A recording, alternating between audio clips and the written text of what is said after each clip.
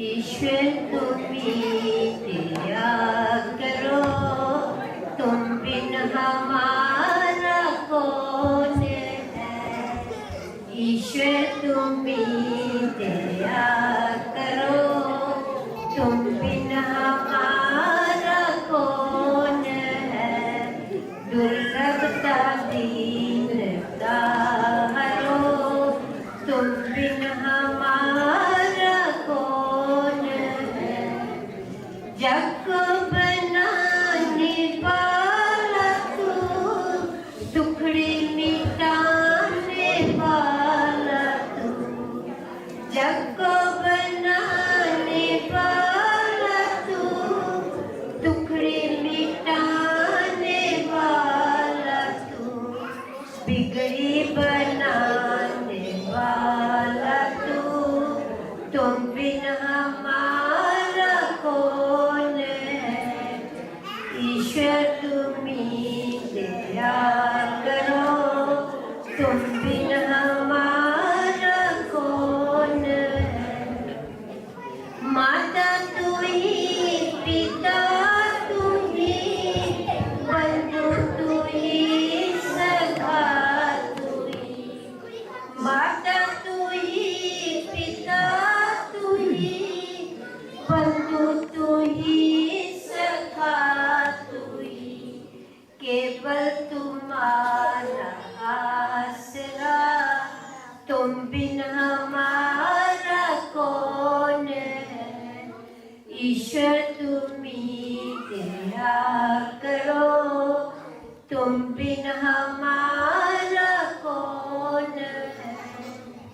तेरा भजन तेरा मनन, तेरी ही धुन तेरी लगन। तेरा भजन तेरा मनन, तेरी ही धुन तेरी लगन। तेरी शरण में आए हम, तुम बिन हमारा कौन है। ईश्वर तुम्ही दया करो, तुम बिन हमारा कौन है। तेरी दया को छोड़कर कुछ भी नहीं हमें खबर। तेरी दया को छोड़कर कुछ भी नहीं हमें खबर। जाए तो जाए हम किधर, तुम बिन हमारा कौन है। ईश्वर तुम्ही दया करो, तुम बिन हमारा कौन है। दुर्लभता दीनता हरो, तुम बिन हमारा कौन है। ईश्वर तुम्ही दया करो, तुम बिन हमारा कौन है।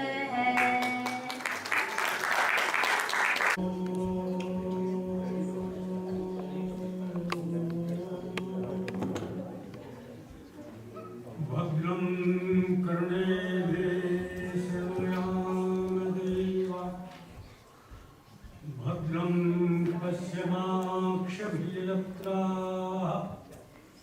स्थिरैरङ्गैस्तुष्टुवांसस्तनोभिर्व्यसेमहि देवहितं ददामि।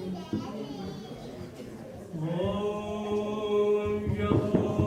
यतः समिहसे ततो नो अभयं कुरु, सन्नः कुरु प्रजाभ्यो अभयं न पशुभ्यः। श्रद्धा व सम्मान के योग्य पवित्र बहनों, माननीय सज्जनों, ऋग्वेद का एक बड़ा प्रसिद्ध मंत्र है, तन तुम तन मन रसो भानु मन भी, पथो रक्षे धिया कृतान, बलम जोगुवामपे मनुर्भव जनिया दैव्यम जनम। मंत्र का भाव इस प्रकार से है, तन तुम तनवन रजसो भानु अन्वी। हे मनुष्यों, तुम संसार का ताना बाना बुनते हुए, बड़े सीधे शब्दों में, हे मनुष्यों तुम संसार का ताना बाना बुनते हुए पथ रक्षो धिया कृतान, जो विद्वानों के द्वारा बुद्धिमानों के द्वारा रास्ता निर्धारित किया, मार्ग बनाया है, प्रकाश का मार्ग, ज्ञान का मार्ग, कि ऐसा जो पथ है, वो जो मार्ग है, रक्षा है, उसकी रक्षा, कि संसार के अंदर रहते हुए अपने कार्य कर्म को करते हुए, जीवन यात्रा को चलाते हुए और अनेक प्रकार की समस्याएं आती हैं, उनका समाधान करते हुए, तो प्रत्येक मनुष्य का कर्तव्य ये हो जाता है, उसका धर्म ये है कि यदि हम संसार का कल्याण करना चाहते हैं, संसार का भला करना चाहते हैं, तो अपने जो पूर्वज विद्वान लोग हुए हैं, ऋषि हुए हैं, देव हुए हैं, विद्वान लोग हुए हैं, उन्होंने वेद आदि शास्त्रों के आधार पर, वेद के आधार पर जिस ज्ञान के प्रकाश का रास्ता बनाया था, उस ज्ञान के प्रकाश के रास्ते की रक्षा करना हमारा धर्म है, और उसका ध्यान बुद्धि पूर्वक उसकी रक्षा करें और उसका विस्तार करें। फिर कहा अनुवलम जोगम वापम है, कि संसार के अंदर अनेक उलझने हैं, अनेक उलझने हुई, उन उलझनों को भी सुलझाते हुए, उनका समाधान करते हुए, और जो अंतिम वाक्य है, जो इस मंत्र का सार है, जो मैं कहना चाहता हूँ, वह मनुर्भव जनिया दैव्यम जनम, कि ये सब कुछ करता हुआ, इन सारी समस्याओं का समाधान करता हुआ, कि तेरे जीवन का लक्ष्य क्या है, किस लक्ष्य को लेकर के चलना, क्या तुझे करना है दुनिया में, और जिस लक्ष्य को लेकर के, जिस उद्देश्य को लेकर के, जिस कामना को लेकर के आप दाम्पत्य जीवन को स्वीकार करते हैं, गृहस्थ आश्रम को स्वीकार करते हैं, वो किस लिए स्वीकार करते हैं, कि खाने पीने मौज उड़ाने के लिए नहीं। वहां पर लक्ष्य बताया कि सारी चीजें करते मनुर्भव जनिया दैव्यम जनम, कि मनुष्य तुम मनुष्य बन। संसार के अंदर कोई हिंदू बनने पर बल देता है, कोई मुसलमान बनने पर बल देता है, कोई ईसाई बनने पर बल देता है, कोई पारसी बनने पर, कोई जैसे जैसे अपने अपने कल्पनाएं और विचारधाराएं चलते हैं, उनका विस्तार करने के लिए उन पर बल देता है। लेकिन वेद का दृष्टिकोण कोई मत, संप्रदाय, मजहब और ये सारी चीजें ये नहीं। वेद का दृष्टिकोण है मनुष्य, तो इसलिए वेद ने कहा मनुर्भव, कि मनुष्य तो मनुष्य बन, और केवल मनुष्य बन करके वहीं तक संतुष्ट न रहना जाना, कि मैं मनुष्य बन गया, बात समाप्त हो गई। कहते नहीं, आगे की ड्यूटी है, तुम्हारा कर्तव्य है मनुर्भव जनिया दैव्यम जनम, कि मनुष्य बनकर के उत्तम मनुष्यों को पैदा कर। अब आप ये देखें, जब ये कहा मनुष्य बनकर के उत्तम मनुष्यों को पैदा कर, वो उत्तम मनुष्य बनेंगे कैसे, समस्या ये है। आप देखते हैं दुनिया में सभी देश अपने देश के निर्माण के लिए अनेक प्रकार की योजनाएं बनाते हैं, समय निर्धारित करके योजनाएं बनाते हैं, कि इतने वर्षों की हमारी ये योजना है, इसमें हम ये काम करेंगे, ये काम करेंगे, ये काम करेंगे। बड़े बड़े डैम बनाने की योजनाएं बनाई जाती है, सड़कें बनाने की योजनाएं बनाई जाती है, कल कारखाने के बनाने की योजनाएं बनाई जाती है, और पशु पक्षियों की नस्ल को कैसे सुधारा जाए उसकी भी योजनाएं, सारी योजनाएं बनाते हैं। हर देश अपने अपने ढंग से बनाता है, तो ये सारी योजनाएं बनाते हैं। पर दुनिया में विडंबना एक है, और विडंबना ये है कि जिसके लिए ये सब कुछ है। जिसके लिए सड़कें हैं, जिसके लिए भवन हैं, जिसके लिए कल कारखाने हैं, जिसके लिए फैक्ट्रियां हैं, जिसके लिए सारी की सारी चीजें हैं, उसकी योजना के क्या है आपके पास? उसका निर्माण कैसे? कि जिसके बनने से सब कुछ बनता है और जिसके बिगड़ने से सब कुछ बिगड़ता है, जिसके सुधरने से सब कुछ सुधरता है, जिसके न सुधरने से सब कुछ बिगड़ता है, उसके निर्माण की क्या योजना है? तो इसलिए कि जिस समाज का हम निर्माण करना चाहते हैं, जिस राष्ट्र का निर्माण करना चाहते हैं, कि उस राष्ट्र का निर्माण की योजना क्या है, उसकी इकाई क्या है, जिससे राष्ट्र बनता है या समाज बनता है। किसी भी समाज और राष्ट्र की इकाई है व्यक्ति, क्योंकि व्यक्ति से ही समष्टि का निर्माण होता है, व्यक्तियों से ही समाज बनता है। तो जिस समाज का हम निर्माण करना चाहते हैं, जिस राष्ट्र का निर्माण करना चाहते हैं, उस राष्ट्र के निर्माण करने के लिए, उस समाज के निर्माण करने के लिए हमें व्यक्ति का निर्माण करना होगा। और जब तक व्यक्ति का निर्माण नहीं होगा, तब तक समाज का निर्माण या राष्ट्र का निर्माण नहीं हो सकता। समस्या दुनिया के अंदर यही है कि हम और सब बातों के ऊपर तो बल देते हैं, लेकिन जिसके द्वारा ये सब कुछ बनता है, जिससे उन्नति होती है, उस व्यक्ति के निर्माण की योजना हमारे पास क्या है? कि जिसके बनने से सब कुछ बनता है और जिसके बिगड़ने से सब कुछ बिगड़ता है। इसलिए हमारे ऋषि लोग जो थे वो बहुत दूरदर्शी थे। उन्होंने पहले से ही सोचा था, सृष्टि बनने के पश्चात से वेद के आधार पर, कि अर्थात यदि हमें आगे बढ़ना है, समाज और राष्ट्र का निर्माण करना है, तो हमें व्यक्ति का निर्माण करना होगा। और व्यक्ति का निर्माण किस प्रक्रिया के आधार पर होता है?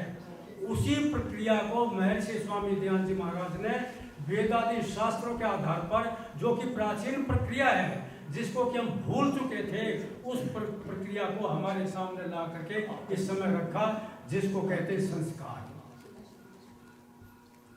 कि व्यक्ति का निर्माण जो होता है वो संस्कारों के द्वारा होता है। जिस समय व्यक्ति संसार छोड़ करके जाता है, और जब संस्कार छोड़ करके जाता है, यह भौतिक शरीर से रह जाता है। अग्नि, जल, वायु, पृथ्वी, आकाश, इन 5 तत्वों से मिलकर के शरीर बना है। तो भौतिक तत्वों से बना हुआ हमारा जो स्थूल शरीर है, ये यही रह जाता है। लेकिन जिस समय जीवात्मा शरीर को छोड़ करके, भौतिक शरीर को छोड़ करके जाता है, तो उसके साथ सूक्ष्म शरीर जाता है, जो 17 तत्वों से मिलकर के बना है। सूक्ष्म शरीर जाता है, और सूक्ष्म शरीर के ऊपर ही वो संस्कार रहते हैं, कि जो जैसे जैसे हमने कर्म किए थे, उन कर्मों के आधार पर ही वो सूक्ष्म शरीर के ऊपर वे संस्कार रहते हैं। और वह सूक्ष्म शरीर जो आगे जाता है, उन संस्कारों को साथ लेकर के जाता है। जो हमने यहाँ पर कर्म किए हैं, उनके जो संस्कार बने हैं, ये शरीर तो रह गया, उनके जो संस्कार बने हैं, वो संस्कार जो है वो जीवात्मा के साथ जो सूक्ष्म शरीर जाता है उस पर रहते हैं। उसी के आधार पर जो है अगला जन्म लेता है। तो इसलिए कहा, अब ये हो सकता है कि हमारे पूर्व जन्म के संस्कार उतने अच्छे नहीं हो, तो इसलिए, या बहुत अच्छे भी हों, सब तरह के होते हैं। तो कहा कि ये हो सकता है कि जो जीव हमारे घर के अंदर आने वाला है, हो सकता है उसके पूर्व जन्म के संस्कार उतने अच्छे न हो। इसलिए इस जन्म के संस्कारों को इतना मजबूत बना दो, इतना दृढ़ बना दो, कि यदि पूर्व जन्म के संस्कार कुछ गलत भी होंगे, बुरे भी हो जाएं, वो उनके ऊपर हावी हो जाएं और वो पराभूत हो जाएं, वो दब जाएं। इसलिए ऋषियों ने संस्कारों के ऊपर बल दिया। और संस्कार भी जो है, क्योंकि संस्कारों के ऊपर बल दिया है कि बुरे संस्कार दब जाएं, और यदि मान लिया पूर्व जन्म के भी अच्छे संस्कार हैं और इस जन्म के भी हमने प्रबल संस्कारों, उत्तम संस्कारों को प्रबल बनाया है, तो जैसे कहते हैं सोने पर सुहागा, वो और अच्छा हो जाएगा, और अच्छा हो जाएगा। इसलिए कहा, महर्षि चरक लिखते हैं कि संस्कारों गुण अंतर्धानम उच्यते, कि अर्थात संस्कार को संस्कार इसलिए कहते हैं कि इससे आत्मा और मन के ऊपर उत्तम विचारों का आधान किया जाता है, उत्तम संस्कार डाले जाते हैं कि जिन संस्कारों को, उत्तम संस्कारों को लेकर के, उत्तम व्यवहार को लेकर के हम संसार के अंदर जाएं। ठीक, अब कहते हैं वो कहाँ से प्रारंभ होता है? तो ऋषियों ने बतलाया कि जो 16 संस्कार हैं, अंतिम संस्कार तो वही संसार से जाने का, कि 16 संस्कार जो है उनमें प्रारंभ होता है। कहाँ से प्रारंभ होता है? आप मकान बनाते हैं और मकान बना करके जब मकान बनाते हैं उसकी बुनियाद बनाते हैं और बुनियाद को मजबूत बनाते हैं ताकि उस बुनियाद के ऊपर जिस भवन का निर्माण करना है वो भवन मजबूती के साथ उसके ऊपर खड़ा है। इसलिए इसी प्रकार से मानव रूपी भवन या मानव रूपी शरीर और मानव रूपी जीवात्मा जिसने धारण किया है, तो वह किस प्रकार से संसार के अंदर उत्तम तरीके से रह सके, अपना मानसिक, बौद्धिक और शारीरिक ठीक प्रकार से तीनों प्रकार का डेवलपमेंट कर सके, विकास कर सके, उसकी जो प्रक्रिया है वो संस्कारों की प्रक्रिया है। और वो कहते हैं वो प्रक्रिया कहाँ से प्रारंभ होती है? कि जैसे मैंने बताया कि जैसे मकान की बुनियाद है, उसी प्रकार से इन संस्कारों की जो बुनियाद है, जो पहला संस्कार है वो गर्भाधान संस्कार है। प्राय लोग इस संस्कार के महत्व को नहीं समझते, कोई भी नहीं समझता है, अच्छे बुद्धिमान भी नहीं समझते, सब नहीं समझते। लेकिन इस संस्कार का जितना महत्व है, क्योंकि सबसे पहला है और जिस उद्देश्य को लेकर के ये संस्कार किया जाता है, अर्थात कब कर होता है गर्भाधान संस्कार, कि जिस समय जो दाम्पत्य जीवन को हमने स्वीकार किया, गृहस्थाश्रम में स्वीकार किया है, वो इसलिए तो किया कि जैसे मंत्र में बतलाया था, जनिया दैव्यम जन्म, कि मनुष्य तू मनुष्य बन करके उत्तम जनों को पैदा कर। अब उत्तम जनों को पैदा करने की प्रक्रिया कैसे प्रारंभ होती है, कहाँ से प्रारंभ होती है? कहते हैं कि उसकी प्रक्रिया जो है कि वो गर्भाधान से ही तो प्रारंभ होती है, जो सबसे पहला संस्कार है। और कहा कि जिस समय इच्छा ये हो कि अब हमारे घर के अंदर एक उत्तम प्रजा आनी चाहिए, क्योंकि वहां पर प्रजा शब्द है, कि हमारे घर के अंदर उत्तम प्रजा आनी चाहिए, जब ये विचार मन के अंदर आए तो उसके लिए दोनों पति पत्नी तैयारी करते हैं उत्तम संतान, उत्तम प्रजा को अपने घर के अंदर लाने के लिए, और तैयारी करके अपने जीवन को वैसे ही बना करके, वैसे विचार, वैसे खान पान, वे सारी की सारी चीजें जो है ऐसी बना करके, और वो पूरी तैयारी करने के साथ तब उस बुनियाद को रखते हैं जिसको गर्भाधान कहते हैं। और गर्भाधान के साथ फिर वो कैसे कैसे विचार होने चाहिए, कैसे कैसा खान पान होना चाहिए, ऋषि ध्यान जी महाराज ने सारी चीजों का विधान किया उसमें, बहुत महत्वपूर्ण चीज है। तो सारा किन किन बातों का हमें ध्यान रखना चाहिए, कैसे जो है, क्योंकि कारण ये है कि जिस बालक के शरीर का निर्माण हो रहा है, उस बालक के शरीर का जिसका निर्माण हो रहा है वो किन तत्वों से हो रहा है? वो उन्हीं तत्वों से उस बालक के शरीर का निर्माण हो रहा है कि जो माता का भोजन है। माता का जो भोजन है, जिस प्रकार का उसका भोजन होगा, जिस प्रकार का खान पान होगा, उन्हीं तत्वों से तो उस बालक के शरीर का निर्माण होगा। इसलिए गर्भाधान से लेकर के गर्भाधान, पुंसवन और सीमंतो ने आए, ये 3 संस्कार ऐसे हैं कि जो बालक के जन्म होने से पहले हो जाते हैं, गर्भ की स्थिति में ही हो जाते हैं।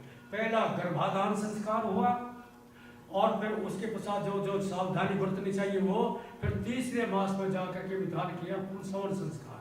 पुंसवन कहते हैं पुंसत्व की रक्षा, अर्थात जिस गर्भ को स्थापित किया गया है उसकी किस प्रकार से रक्षा की जाए, कैसे उसको सुरक्षित रखा जाए, किसी प्रकार का विकार उसके अंदर न आने पाए, इसलिए तीसरे मास के अंदर जाकर के उस पुंसत्व की रक्षा के लिए वो तीसरा संस्कार पुंसवन संस्कार किया जाता है। और उसके पश्चात जो है 5, 6, 7वें मास में जाकर के सीमंतोन्नयन संस्कार किया जाता है, क्योंकि पुंसत्व का जो है, जो पुंसत्व संस्कार किया जाता है, अब तक वो लिक्विड अवस्था में था। अब उसके पश्चात उसमें से अंगों और प्रत्यंगों का बॉडी का निर्माण शुरू हो गया, अंग प्रत्यंग बनने शुरू हो गए, और बनते बनते 7-8 साल मास की अवस्था तक, 6 मास से लेकर के 6-7-8 मास की अवस्था तक ये पूर्णता की तरफ हो जाता है। और उसके पश्चात जो है 6-7 मास के पश्चात जो है वो जो शरीर का सबसे महत्वपूर्ण अंग है मस्तिष्क जो है, इस मस्तिष्क का निर्माण होता है। इसलिए 6-7वें मास में जाकर के सीमंतोलन का संस्कार किया जाता है। अब आप ये देखें कि दोनों चीजें कि पुंसवन संस्कार जो है वो बॉडी का निर्माण करने के लिए उसके कि किस प्रकार से अच्छी बॉडी का निर्माण हो सके, क्या क्या सावधानी बरतनी चाहिए, और उससे ज़्यादा आगे चल करके जब बॉडी का निर्माण हो करके और जो सबसे महत्वपूर्ण अंग है मस्तिष्क है उसका निर्माण हो रहा है, कहते इस समय और ज़्यादा सावधानी की जरूरत है। अपने खान पान में भी, अपने आचार विचार में भी, अपने व्यवहार में भी, अपने चिंतन में भी सारा का सारा वातावरण हमें अपने घर का इसी प्रकार का बनाना होगा, क्योंकि अब मस्तिष्क का निर्माण जो सबसे महत्वपूर्ण है उसका निर्माण हो रहा है। इसलिए और ज़्यादा सावधानी की जरूरत है कि हमारे खान पान के अंदर किसी प्रकार की विकृति नहीं आनी चाहिए, हमारे चिंतन में कोई विकृति नहीं आनी चाहिए, क्योंकि जब हम शरीर के अंदर उसका निर्माण हो रहा है, मस्तिष्क का निर्माण हो रहा है, बॉडी का निर्माण हो रहा है, तो उसका कैसे प्रभाव होता है कि जिस समय उस समय जैसा हमारा चिंतन होगा, जैसा खान पान होगा, जैसा विचार करेंगे, वैसे ही संस्कार उसके ऊपर पड़ते चले जाएंगे। और अगर बुरा चिंतन होगा, बुरे दृश्य देखेंगे, बुरे काम करेंगे, बुरी चीजों को अपना करके चलेंगे, तो वो उस बॉडी के ऊपर भी उसी प्रकार के, उसके मानस पटल के ऊपर भी वैसे संस्कार पड़ते चले जाएंगे। कैसे? उदाहरण के तौर पर आप यहाँ रहते हैं, यहाँ के इतिहास को अच्छी तरह से जानते हैं। गारफील्ड जो राष्ट्रपति हुआ यहाँ का, उसकी हत्या की गई थी गारफील्ड की, और हत्या करने वाला था गेटे। अब वो गेटे हत्यारा कैसे बना, उसके जीवन के संबंध में आता है, जब पढ़ा उसके संबंध में, कि जिस समय गेटे गर्भ में के अंदर था तो उसकी माता जो थी उस गर्भ को गिराना चाहती थी, वो गर्भ हत्या करना चाहती थी, उस गर्भ को गिराना चाहती थी, ऐसा उसका दृष्टिकोण था। पर किसी कारण से वो गर्भ को गिरा नहीं सकी, वो पैदा हुए, लेकिन उसके ऊपर ऐसे संस्कार बने कि अर्थात जो एक हत्या की भावना उसको गिराने की थी, वो संस्कार ऐसे बने कि आगे चल करके वही गेटे हत्यारा बना और उसने यहाँ के प्रेसिडेंट की हत्या की। ये बड़ी इतिहास की घटना है। तो इसलिए कहा कि देखो ये बहुत सावधानी की आवश्यकता है। एक नहीं अनेक घटनाएं ऐसी हैं कि किस प्रकार से संस्कारों का प्रभाव पड़ता है मानस पटल के ऊपर उस समय, और कितनी हमें सावधानी बरतनी चाहिए। प्राचीन इतिहास की घटना है, मदालसा की बड़ी प्रसिद्ध घटना है।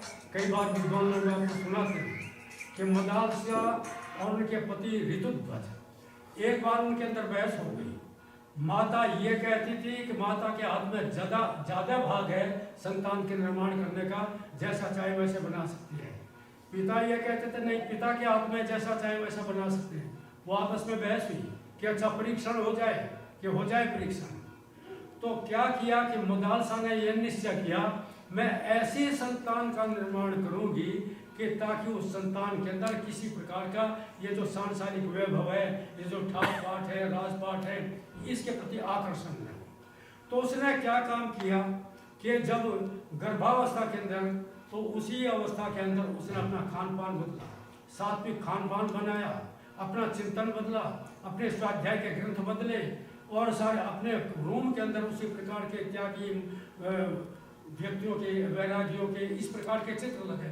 सारा का सारा वातावरण उसने उसी प्रकार का तैयार किया, और जब तक बालक का निर्माण गर्भ के अंदर होता रहा, और उसके बाद बाहर आने के बाद भी जो बाल्यकाल होती है, बाल्यकाल होता है संस्कार पढ़ने की अवस्था जो होती है, तो उसमें जो तब तक सारा का सारा वातावरण उसी प्रकार का परिणाम वो हुआ, वैसे वातावरण बना करके रखा।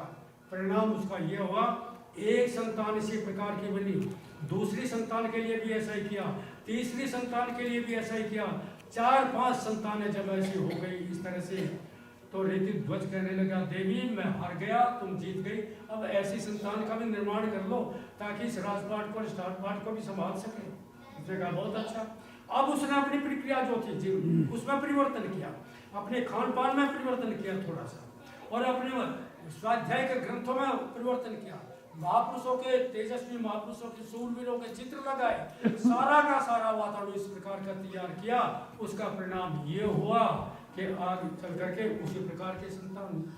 तो जब वो उस प्रकार के संतान का निर्माण कर रही थी ताकि संसार के प्रति कोई आकर्षण न हो, तो वो लोरी, जैसे बच्चे को लोरी देती है ना माताएं, अपने गोदी में उस हाथों में लेकर के लोरियां देती, वो भी लोरियां देती थी। और क्या कहती कि निरंजन ऐसी शुद्धोषी बुद्धोषी ऐसी संसार माया परिवर्जित होशी, ऐ मेरे बेटे तो निर्लेप है, निरंजन है, मोह माया से दूर है।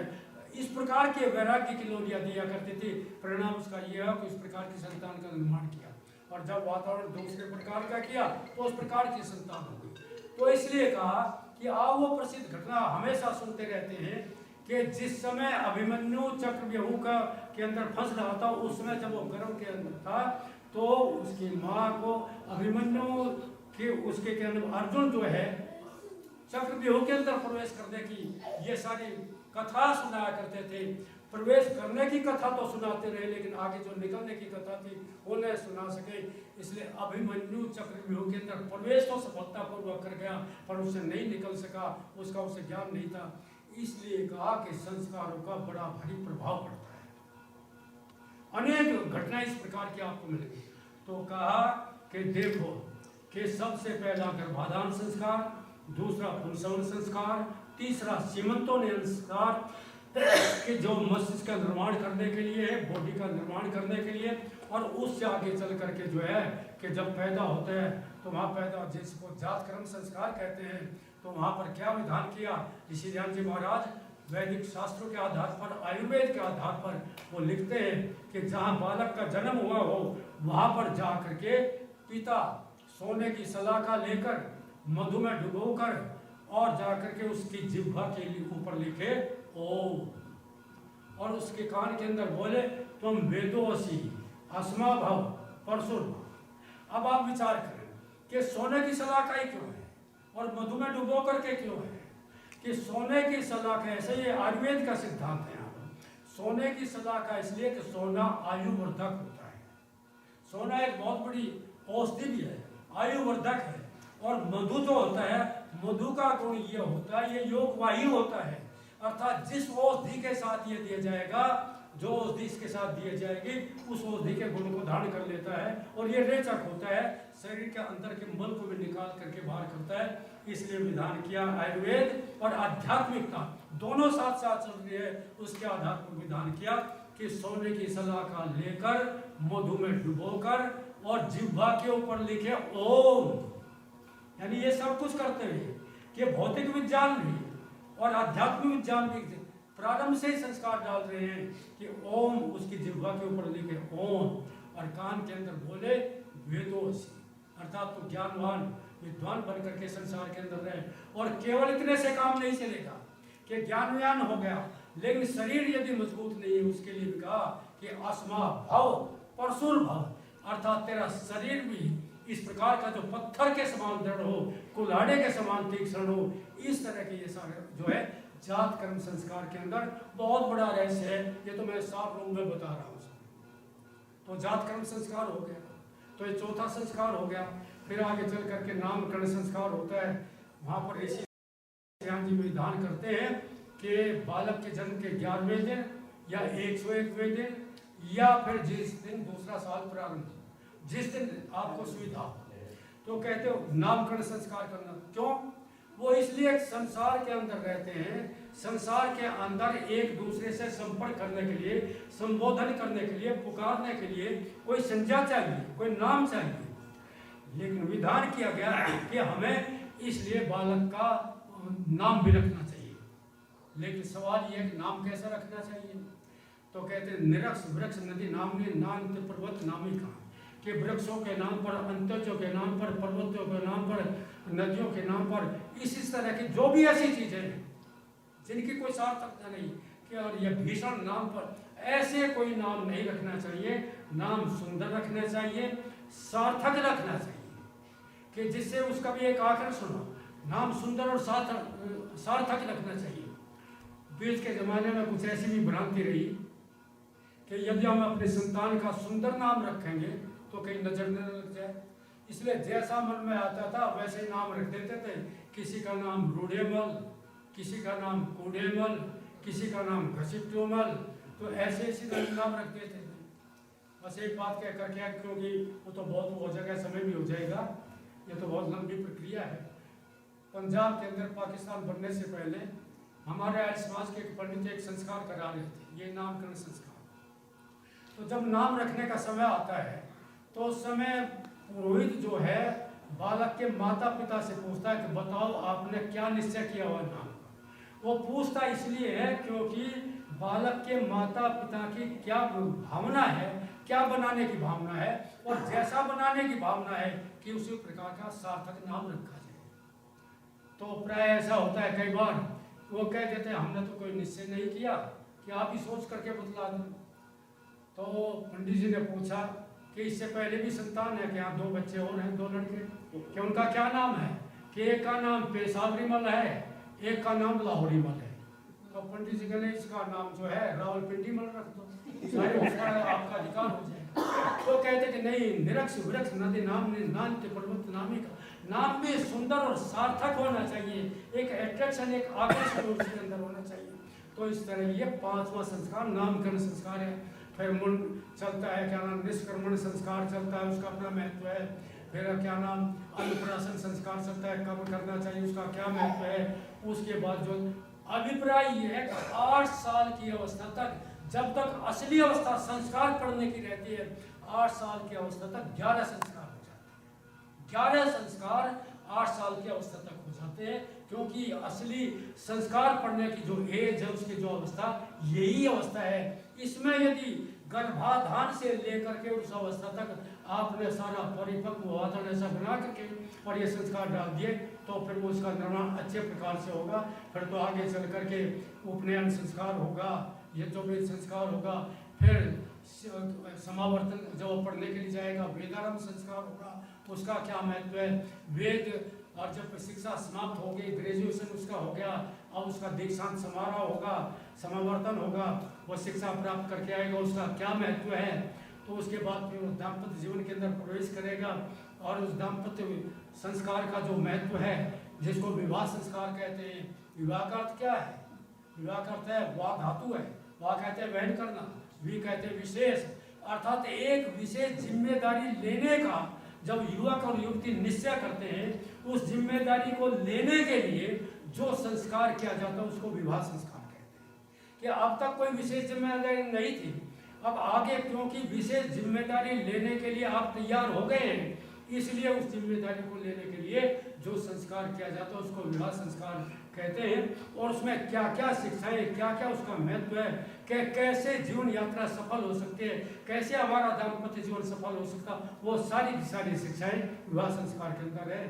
फिर क्योंकि गृहस्थ आश्रम भी जो है वो ऐसा है कि उसी में हमेशा रहते, गृहस्थ आश्रम भी छोड़ने के लिए है। फिर अवस्था आती है कि अब हमने सारी जिम्मेदारी का ट्रांसफर करते हैं अपने संतान पर, और हम वानप्रस्थ की तरफ को चलते हैं, अपनी वृत्ति ऐसी बनाते हैं। और यदि मैं पात्र ऐसा योग्य हो गया, मेरा जीवन ऐसा होगा पूर्ण त्यागी, पूर्ण धर्मात्मा, पूर्ण वैराग्य और पूर्ण विद्वान, ये सारी चीज़ हैं, पूर्ण तपस्वी, तब मुझे संन्यास लेने का अधिकार मिलता है। सबको संन्यास लेने का अधिकार नहीं है, जो इस कसौटी पर खरा उतरता है उसी को संन्यास किए। 15 संस्कार हो जाते हैं, और अंतिम संस्कार तो वही है कि जब संसार से जाते हैं कि उसको भी अच्छी तरह से, जो रहने वाले व्यक्ति हैं उनका दायित्व है कि उसको अच्छी तरह से करना चाहिए, घी सामग्री आदि पूर्ण मात्रा में डाल कर उसका वो करना चाहिए।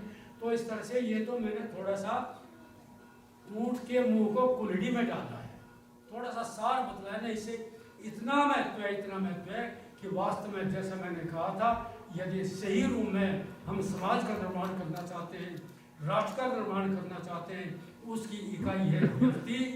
व्यक्ति का निर्माण करेंगे तो समाज का निर्माण होगा, और इस तरह से राष्ट्र का कल्याण हो सकता है। इसलिए जैसा मैंने कहा था, थोड़ा सा ये संस्कार के ऊपर प्रकाश डाला, बाकी इसका लाभ तो तब होगा उन संस्कारों को आप अच्छी तरह से चिंतन के साथ पढ़ें, विचार करें और वैसा जीवन में ढालने का प्रयत्न करें, तो तब कल्याण हो सकता है। इतना कहकर के चर्चा समाप्त हो करता हूँ। थोड़ा सा शायद समय भी अधिक हो गया।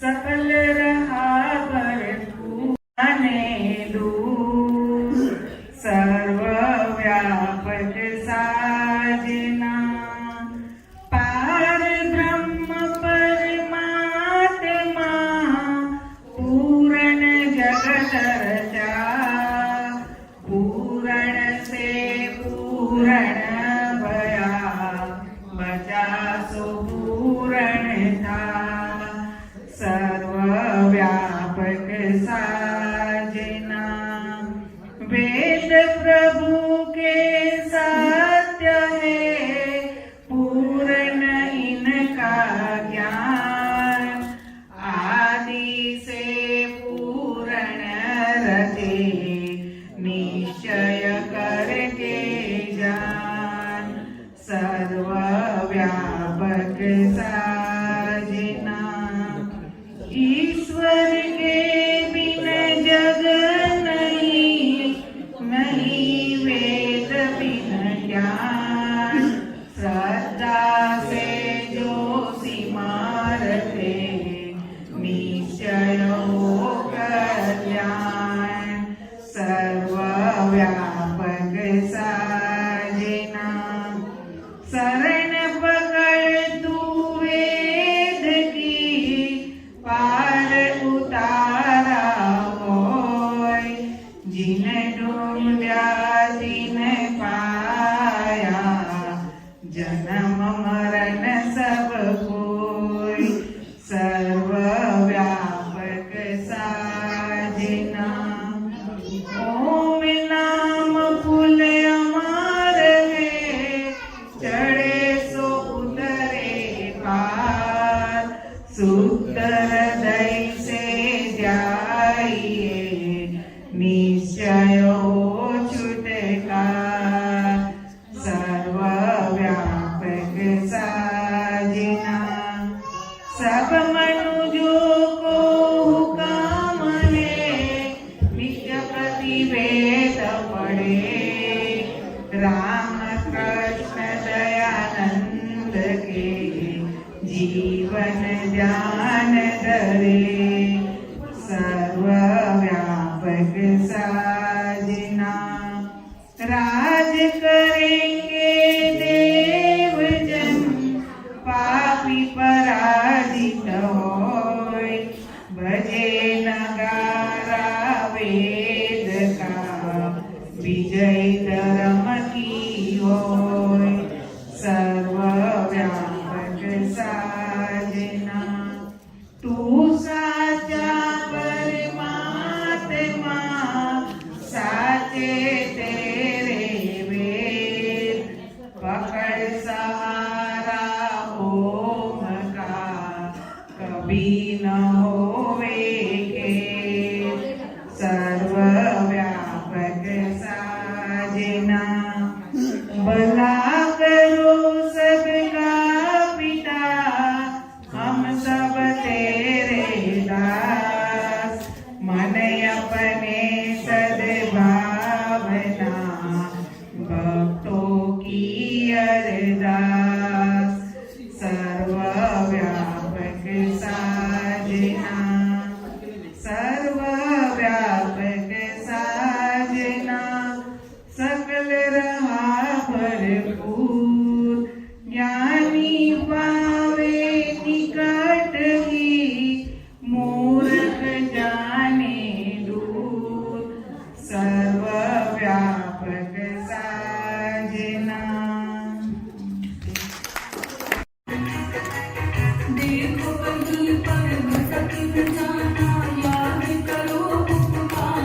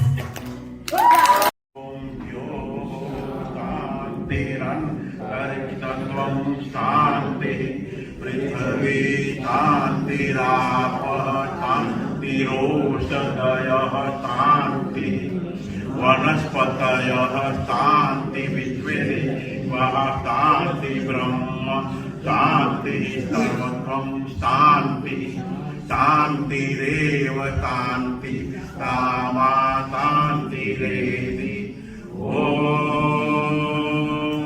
शांति शांति शांति। जय हो। जो बोले तो अभय। मर्यादा पुरुषोत्तम श्री रामचंद्र जी की जय। योगी राज श्री कृष्णचंद्र महाराज की जय। प्रज्ञा चक्षु गुरुवर स्वामी विरजानंद सरस्वती जी की जय। महर्षि देव दयानंद की जय। भारत माता की जय। अमेरिका माता की जय। गौ माता की जय। संसार के श्रेष्ठ पुरुषों की जय। धर्म पर बलिदान देने वाले वीरों की जय। आर्य समाज अमर है। आर्य भाषा अमर है। वेद की ज्योति वैदिक ध्वनि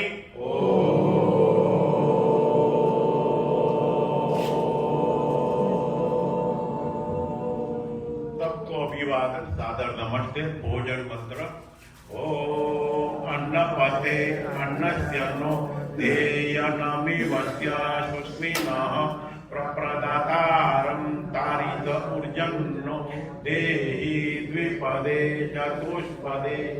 ये अन्न के स्वामी परमात्मा, आप हमें अन्न दो जो रोग रहित हो। ये प्रभु आप हमें अन्न दो और जो पुष्टिकारक हो। ये परमेश्वर आप अन्नदाता का कल्याण कीजिए। उपाय मनुष्य में और चौपाय मनुष्य में अपना तेज धारण कराइए। ओम ओम प्रसाद जी के जय विजय। धन्यवाद।